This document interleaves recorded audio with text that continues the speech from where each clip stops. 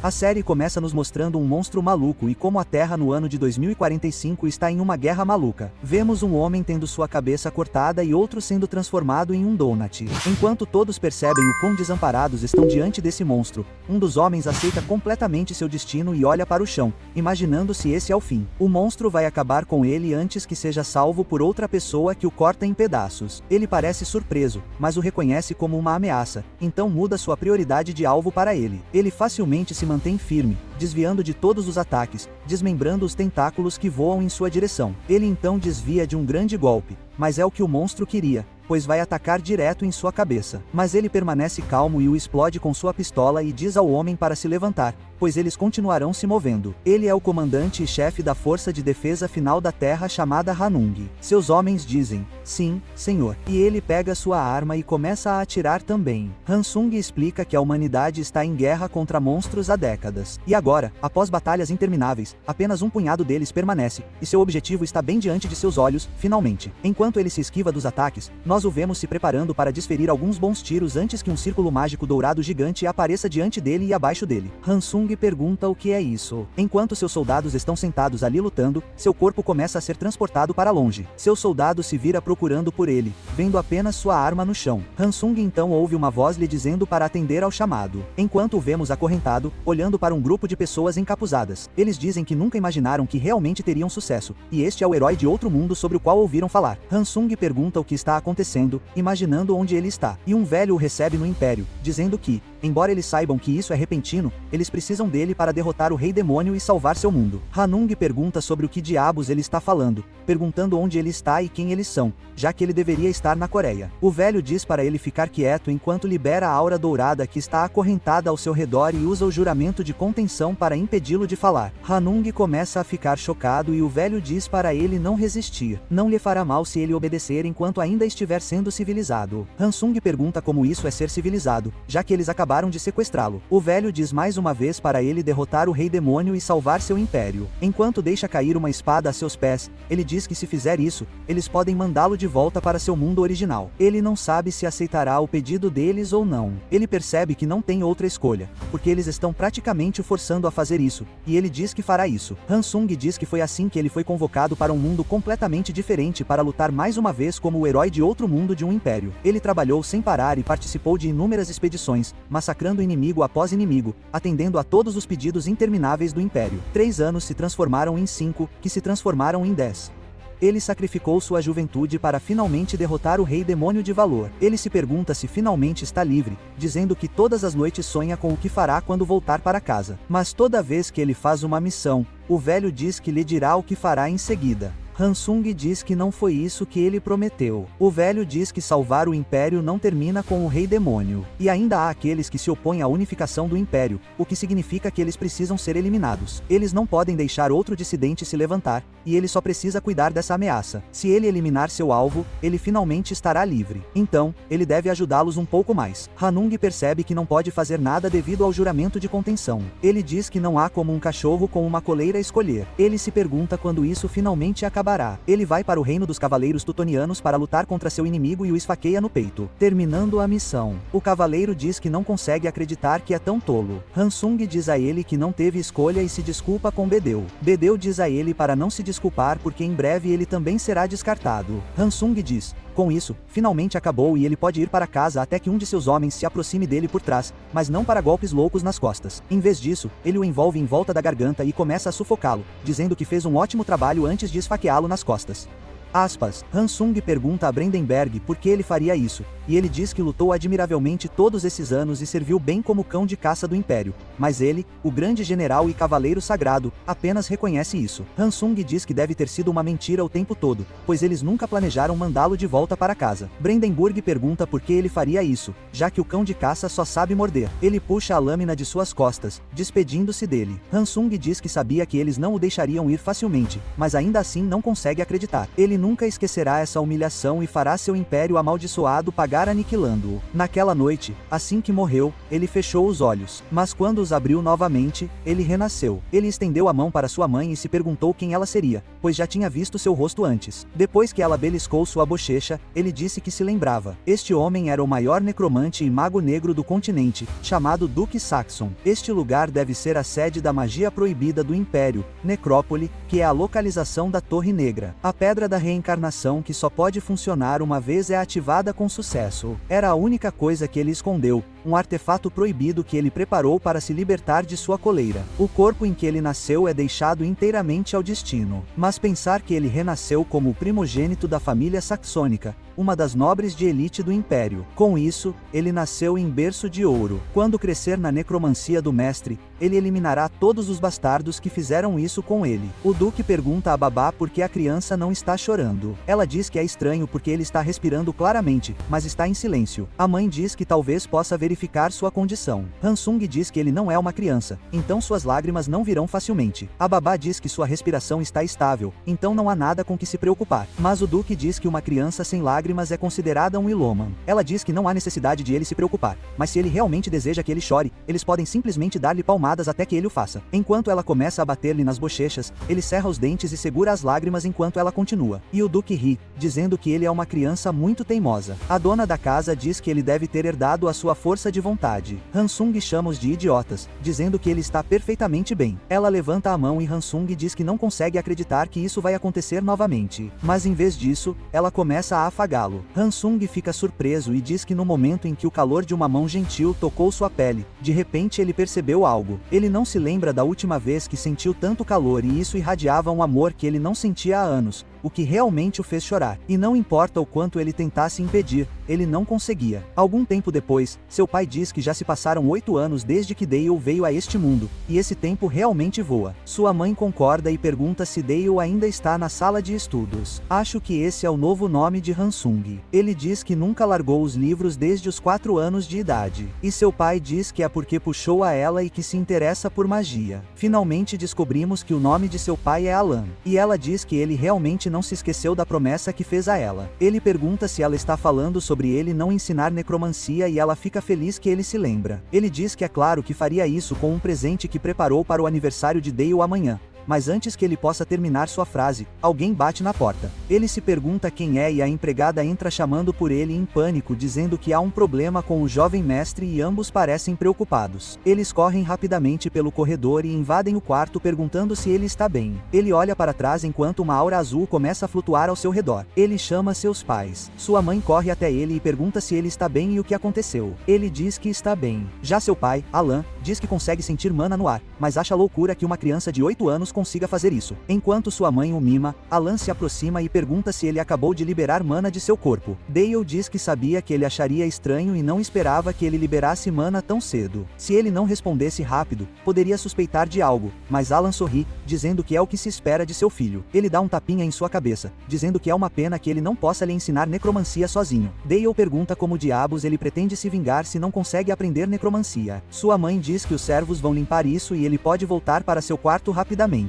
Ele diz, ok, agora que ele vai embora, finalmente descobrimos que o nome de sua mãe é Helena. Alan diz a ela que pensou em um presente para Dale. Pouco depois, durante seu banquete de aniversário, vemos um grupo de pessoas se perguntando quando o jovem mestre finalmente aparecerá. Dale está sentado no segundo andar, dizendo que está muito barulhento. Ele não consegue acreditar que todas essas pessoas vieram comemorar seu aniversário, e é um pouco exaustivo. Ele diz que talvez seja porque estava acostumado a ser tratado friamente como um herói antes, mas ser tratado como um filho nobre ainda é estranho. Ele não consegue parar de pensar no dia anterior, quando destruiu a mesa. Ele nunca teria pensado que algo que o lembrasse de sua vida passada como herói faria o homem dentro dele enlouquecer. Ele não esperava nem mesmo se ver em um livro rotulado como a vida do herói de outro mundo. É um desperdício não usar seu talento para necromancia, mas ele não sabe como convencer seu pai. Ele o ouviu dizer que pensou em um presente, então talvez devesse pedir para ele lhe ensinar necromancia, mas isso pode ser um pouco difícil. Como deixar todo mundo feliz no Airbnb? Reserve uma casa bem espaçosa,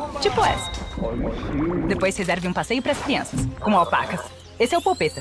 Tchau. Depois Sua mãe então entra dizendo que o deixaram esperando e lhe deseja feliz aniversário. Dale apenas pergunta quem está atrás dela e ela diz a pessoa para cumprimentar seu filho. Ela a apresenta como uma anciã da Torre Mágica Azul, bem como uma mestre da magia do atributo água. Seu título é o Demônio Iluminado, mas seu nome é Séfia e ela será sua professora. Ela diz que está ansiosa para trabalhar com ele e Helena lhe deseja mais uma vez feliz aniversário. Dale diz que é louco por ter uma anciã de uma torre mágica como sua mestre, o que significa que a magia da água é focada em defesa e interrupção, o que significa que sua mãe realmente não quer que ele aprenda magia negra. Séfia pergunta se pode falar com ele em particular por um momento, e Dale diz, claro. Eles saem e ela diz que ele pode já ter ouvido falar, mas que lhe foi dito para lhe ensinar apenas magia da água, e ele deve estar decepcionado porque ela percebe que ele quer aprender outra coisa. Ele pergunta como ela pode perceber e ela diz que é claro que ele gostaria de aprender necromancia, assim como seu pai. No entanto, as condições do casamento do Duque são conhecidas em todo o Império. Quando ela foi cortejada por Alan,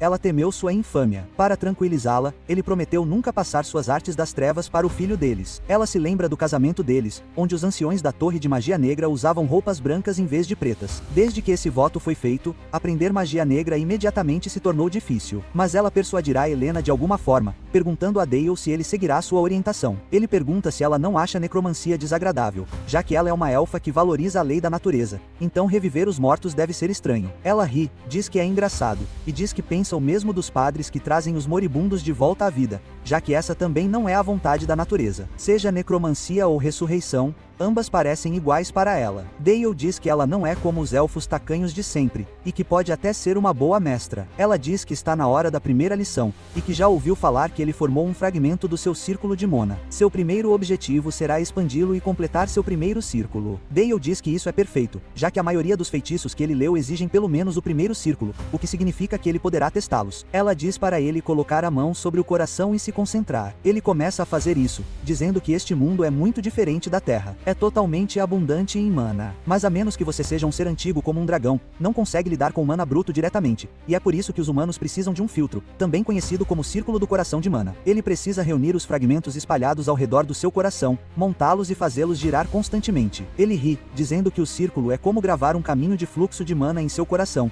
e é exatamente como sua mestra disse. Ela diz a ele para girá-lo cuidadosamente, e isso geralmente leva um mês, então não é para apressar as coisas. Ele diz que não acha que será o caso porque ele acabou de fazer e demonstrou. Ela parece estupefata, dizendo que se ele fizesse isso depois de alguns minutos, ele poderia ser apenas um prodígio nato. Ela pergunta se ele pode liberar mana através dele, e ele diz que tentará. Normalmente, até mesmo liberar mana através do círculo é difícil para iniciantes, mas ele não conseguiu se vingar em sua vida anterior apenas com isso, nem conseguiu alcançar o Duque. Ele só conseguia usar feitiços de destruição do tipo batalha entalhados em seu corpo com gravuras mágicas. Desta vez, porém, é diferente. Ele herdou o talento do próprio mestre da Torre de Magia Negra, o que significa que seu corpo aceita mana naturalmente e talvez ele possa aprender não apenas magia de água, mas também outros tipos. Ele diz que precisa se concentrar e extrair mana para guiá-la até a ponta dos dedos e formá-la. Ele se imagina empunhando uma pistola, dizendo que a usará para perfurar a garganta do Império enquanto faz uma bala de gelo. Séfia diz que normalmente o mana entra em colapso quando liberado do corpo, mas ele o cristalizou em um raio de gelo completo. Dale diz que se concentram em manter sua forma, então seu poder provavelmente será insuficiente. Enquanto ele o atira em direção a uma árvore, há uma luz brilhante seguida por uma explosão louca que destrói completamente a árvore. Séfia olha surpresa. Ela diz que ele perfurou a madeira, e esse nível de precisão não é algo que uma criança de 8 anos deveria ser capaz de atingir. E ela se pergunta quem diabos é esse garoto. Ela se aproxima e olha para a árvore, dizendo que achava que estaria no nível de mana móvel, na melhor das hipóteses, mas acontece que o elemento gelo foi incluído durante a liberação de mana. Era magia básica, mas para ele exibir magia que absorveu o frio próximo tão perfeitamente é insano. Dale se aproxima e pergunta se ele fez algo errado. Ela sorri enquanto o encara e diz que a complexidade da fórmula mágica está muito além de algo que uma criança deveria ser capaz de criar. É preciso rotação, aceleração e congestão. A magia incluía as 3 fórmulas conhecidas como a proporção áurea da magia militar. Ele ser capaz de projetar e conjurar tal feitiço é simplesmente absurdo.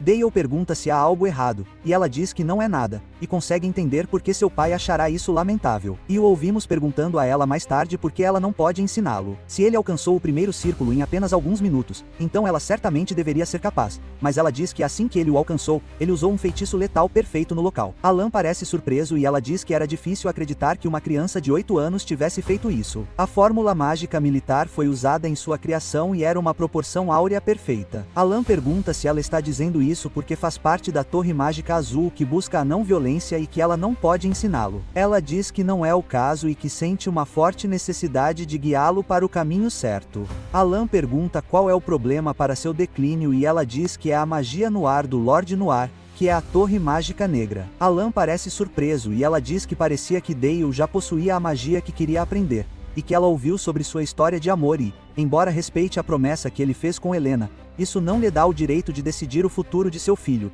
especialmente se for alguém com tanto talento, como o jovem Lorde.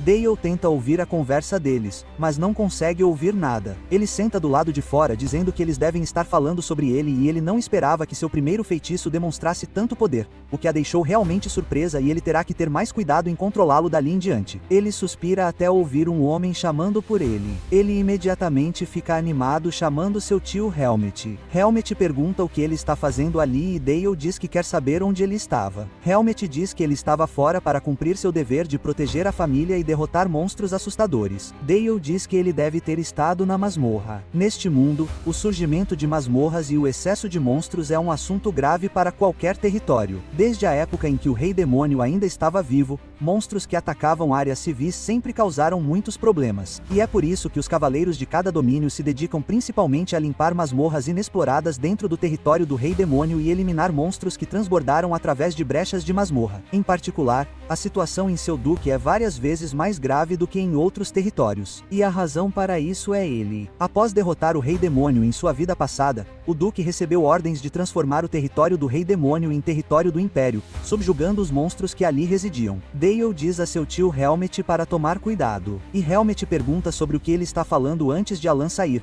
dizendo que ele parece estar com boa saúde. Helmet o cumprimenta e Alan diz que aprecia seu trabalho duro no recente ataque à masmorra. Então Helena também se aproxima e Dale se pergunta o que ela está fazendo ali. Ela o vê dizendo que ouviu dizer que ele alcançou o primeiro círculo e que está muito orgulhosa dele. Alan também o parabeniza dizendo se há algo que ele gostaria de dizer ao pai agora. Dale diz que se ele pedir para ensiná-lo necromancia, ele pode parecer muito astuto e diz que quer uma irmã mais nova, fazendo seus pais corarem. Eles dizem que farão o melhor que puderem e Dale diz que está animado com isso. Enquanto Helmet e seus filhos tentam conter o riso, o resto ri dele. Naquela noite, Dale diz que tentar agir como uma criança nessa idade é muito trabalhoso, e ele se sente cansado porque usou magia. Quando vai dormir, ele imediatamente tem um sonho de estresse pós-traumático com Brandenburg dizendo que é bom vê-lo novamente. Ele diz que é muito esperto em pensar que ele ficaria mole tão facilmente, perguntando se ele estava feliz por ter uma ótima casa com pais amorosos. E certamente ele não está pensando em vingança porque o Império o encontrará e eles continuarão procurando por ele e acabarão com ele até que todos os seus vestígios desapareçam da face da terra. Ele acorda suando frio enquanto seu mana gira violentamente. Ele diz que parece que seu coração está prestes a explodir e que essa é a onda de mana da qual ele ouviu falar. Ele sai do quarto, apertando o peito,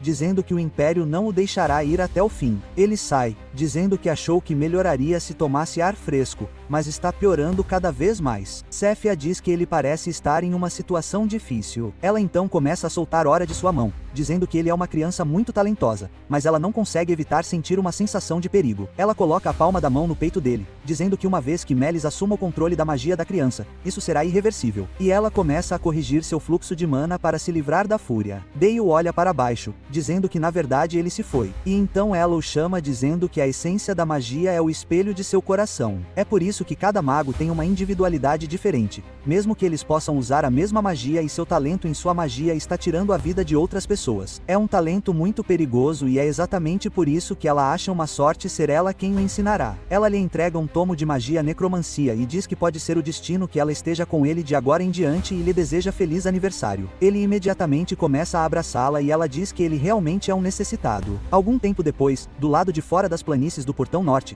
Dale está olhando ao redor e perguntando se eles estão aqui pelos coelhos. Céfia diz que sim e que ele precisa se lembrar das vezes em que foi caçar com seu pai. Ele diz que tudo bem. Ele começa a preparar sua magia. O coelho também percebe, mas é tarde demais. Enquanto Dale recua seu punho, ele o devora para frente, explodindo o coelho em um único golpe. Céfia diz que apesar de tirar uma vida, suas mãos não vacilam e diz que mesmo que seja o mesmo feitiço, sua forma varia infinitamente de mago para mago e pergunta se ele sabe o porquê. Ele diz que não sabe. Ela o educa, dizendo que é porque a magia de uma pessoa é, em última análise, um espelho que reflete sua mente e materializa o que está em seu coração por meio de monopartículas. Portanto, a magia inevitavelmente revela a paisagem do seu eu interior. Ele se pergunta se isso é uma coisa ruim e ela diz que termos como firewall são apenas trampolins da imaginação para solidificar uma imagem mental. Mesmo a magia ensinada na Torre Mágica não é diferente. A Torre Mágica vermelha valoriza a ordem por meio da força e a azul valoriza a ordem por meio da harmonia. E a filosofia de cada torre mágica é projetada na forma de sua magia. A filosofia enfatizada por cada torre mágica forma a base de seu sistema mágico. Além da vermelha e azul,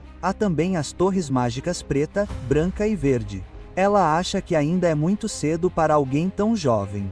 Agora que ele matou outro coelho, mas dessa vez não deletou a coisa. Ela diz que a forma mais básica de necromancia é ressuscitar um zumbi. É a arte de animar um cadáver usando fios de mana para controlá-lo. A cabeça, a espinha e os joelhos precisam ter fios de mana amarrados em volta deles até que ele comece a se levantar. Ela diz a ele muito bem e pergunta se ele está pronto para passar para o próximo. Ele diz que sim.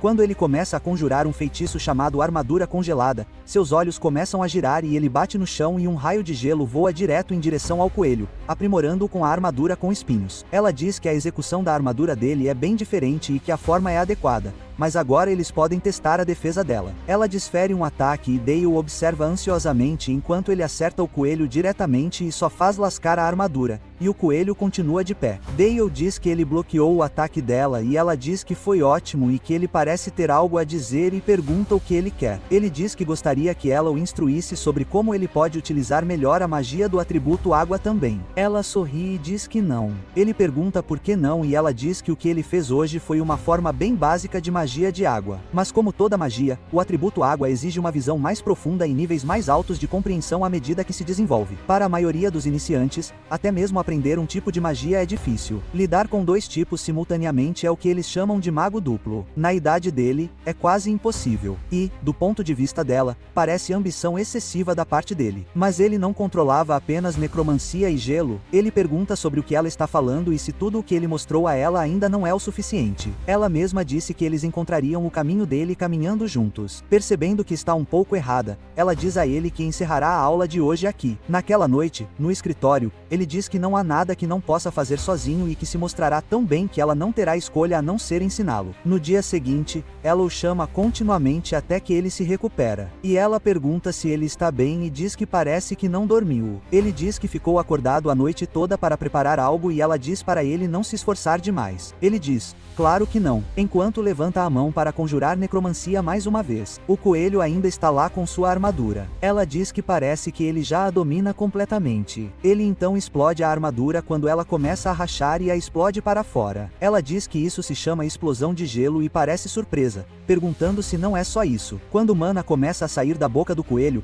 ele começa a controlá-la para formar uma bola em seu estômago antes de ser lançada no coelho, causando uma explosão enorme, lançando mais gelo. Ela coloca uma barreira, instantaneamente surpresa mais uma vez por Dale. Ela olha para ele e Dale diz que a explosão do cadáver e a explosão de gelo parecem semelhantes, então ele as combina em uma e diz que certamente com isso ele pode ser considerado um mago duplo. Ela analisa novamente as consequências do ataque e diz que nunca viu algo assim antes. Ele misturou a explosão de gelo da armadura congelada e a explosão do cadáver, criando uma grande área de efeito. Não parou por aí. Os fragmentos de gelo e osso foram explodidos como lâminas. É quase como se essa magia fosse usada apenas para matar, algo que uma pessoa que dedicou toda a sua vida ao campo de batalha usaria. Ela se pergunta que tipo de forma a imagem mental dessa criança assume. Ele então se vira assustadoramente e chama seu tio Helmet, que acena para os dois. Dale pergunta se ele voltou de uma invasão em outra masmorra. Ele diz que dessa vez eles subjugaram um pequeno grupo de monstros e que a Cavalaria Negra teve que trabalhar duro. A Cavalaria Negra, com suas lanças em todas as direções, é coberta por aura, e eles são a cavalaria inigualável de seu ducado. E para completar, seu capitão cavaleiro, seu tio, é um dos 7 mestres da espada do continente. Dale diz que certamente não se esqueceu da promessa deles de lhe ensinar técnicas de espada e diz que aprendê-las com um homem de seu status é uma oportunidade perfeita. Helmet ri e diz: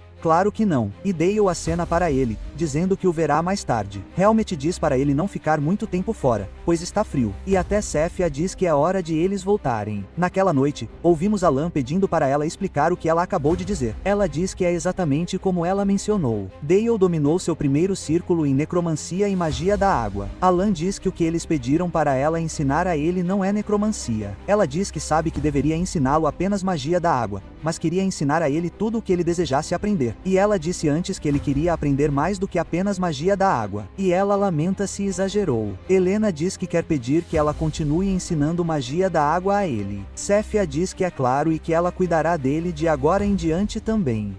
Ao sair, ela percebe que deveria dizer algo e pede desculpas por quebrar a promessa. Ao sair, ela diz que o filho deles é realmente extraordinário e que não consegue acreditar que ele se tornou um mago duplo com apenas 8 anos de idade. Embora ele a assuste de vez em quando, ele tem que ser capaz disso, já que é filho deles. Nervoso, Alan diz a ela que gostaria de ensinar necromancia a Dale. Ele quer dar a ele a força para suportar os deveres de um lorde e ele está muito arrependido. Ele diz que a percepção do público sobre necromancia ainda é ruim e as pessoas a temem e a chamam de magia da morte. É por isso que ela quer dissuadi-lo e, na verdade, quer que ele o treine para se tornar um necromante que pode ignorar as percepções dos outros, perguntando se ele concorda com isso. Ele a abraça e diz que entende completamente e jura por tudo que treinará seu filho para se tornar o mais forte. E assim começou o primeiro dia de treinamento especial de necromancia. Seu pai diz que estava realmente decepcionado com ele e que estava revivendo vidas sem nem saber o que estava controlando. Dale diz que isso é tudo o que lhe ensinaram. Eles agora estão na oficina de magia sob seu castelo. Assim que ele mostrou ao pai a necromancia básica que aprendeu,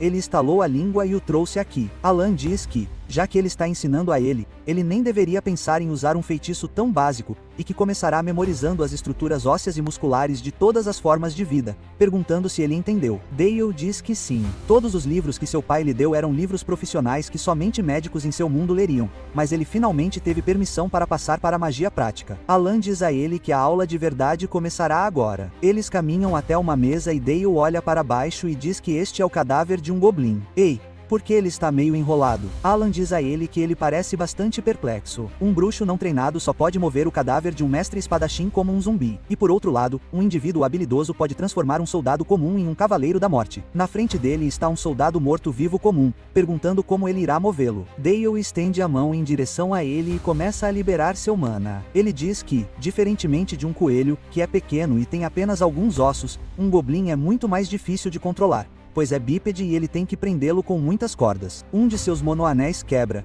fazendo com que ele perca o controle. Ele diz que é como tentar controlar uma marionete super complicada e talvez tenha sido um erro usar a rigidez pós-morte para aumentar sua defesa. Os músculos das articulações dele ficaram rígidos e agora ele não consegue movê-los. Ele se pergunta o que fazer nessa situação. Seu pai coloca a mão em seu ombro e diz que, embora tenha sido uma boa ideia endurecer seu corpo acelerando a rigidez pós-morte, o efeito colateral é que isso limita os movimentos do cadáver. Ele diz para ele observar com cuidado e começa a usar seu mana enquanto ele começa a envolver o goblin. Especificamente, ele começa a entrar pela caixa torácica. Seu pai explica que, originalmente, as caixas torácicas são feitas para proteger os órgãos internos de uma pessoa, mas não há mais necessidade de que isso aconteça, já que ele está morto, enquanto ele começa a fazê-lo disparar para fora do braço. Alan diz a Dale para entender a estrutura do alvo e alterá-la de acordo com suas necessidades. Dale fica surpreso por nunca ter pensado em nada parecido e seu pai lhe diz que essa é a base da magia negra. Dale conta ao pai que há algo mais que ele quer aprender, que é a mentalidade da Torre de Magia Negra. Seu pai sorri e pergunta se ele quer mesmo aprender a verdade. A verdade sempre existe dentro da morte. Portanto, eles devem entender o peso da vida para alcançar a verdade. Ele relembra sua vida passada e como alguém implorou para que ele fosse poupado e eles estavam chorando na frente dele e mesmo assim ele levantou sua espada no ar. Mesmo que eles implorassem por suas vidas, ele ainda cortou a cabeça deles de qualquer maneira. Ele se recupera e seu pai pergunta se ele está bem, dizendo que ele não parece bem. Ele diz que ele está bem e repete mentalmente isso várias e várias vezes. Se você assistiu até o final, comente Shabu para me avisar. Inscreva-se para mais vídeos como este. Deixe um like ou um comentário para ajudar o canal. Obrigado por assistir.